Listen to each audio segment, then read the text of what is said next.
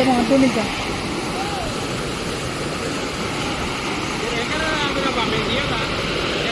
మేము కూడా గదే అడిగినాం ఆ వీడియోగ్రాఫర్ అన్నా అన్నగారు వీడియో ఫెసిలిటీ ఇస్తుంది ముఖ్యమంత్రి గారు వారు ఇరిగేషన్ మంత్రి గారు మనకి ఇచ్చింటుంది.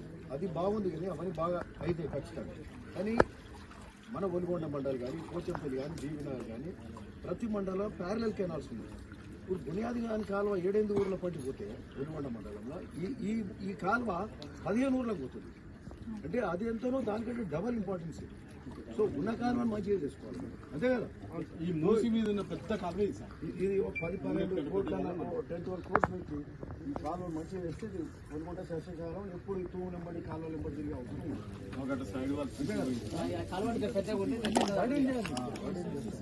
ఒకది కలిసి అటు వైడ్ అవుతుందా ఇటు అవుతుంది ఇదే సార్ గతంలో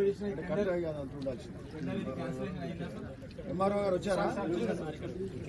ఎంఆర్ఓ గారు మనకు రోడ్ కాలువ వైడనింగ్ లో కూడా ఏమైనా ల్యాండ్ ఇబ్బంది కాకుండా చూసుకోవాలి. ఉన్నారా అంతటా కూడా ఇది ఏడేడు మనకు అవసరమో చూసుకుంటారు. బ్లాక్ అయినా 2 తరాలు చేయించాలి కానీ అయినా తయారైతే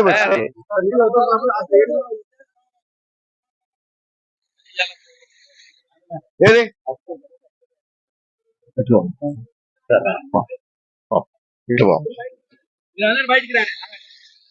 అట్లే గోదావరికి ఇబ్బంది అవుతుంది.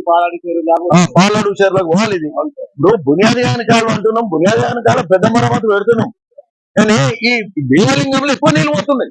ఇప్పుడు ఇట్లా వాటర్ పోతుందంటే ఇక్కడ మంచి సంతోషంగా ఉంది కానీ వాటర్ ఇప్పుడు ఇంకా ఇంకో గేట్ ఉంది, ఇంకెక్కువ నీళ్ళు పోతాయి.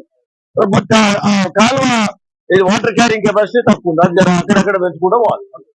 కాలువ అంతా ఇంతే విడుచుకొని లైనింగ్ కొట్టాలి సార్. లైనింగ్ మనకి వాటర్ అంటే చూద్దాం మనకి ఏడేడ లైనింగ్ అవసరం ఉంది, ఏడేడ కట్ట బ్రీచ్ అవుతుంది, ఏడేడ వీక్ పాయింట్స్ ఉన్నాయి, ఇవన్నీ చూసుకొని సెంటర్ చేసుకుంటూ పోవాలి.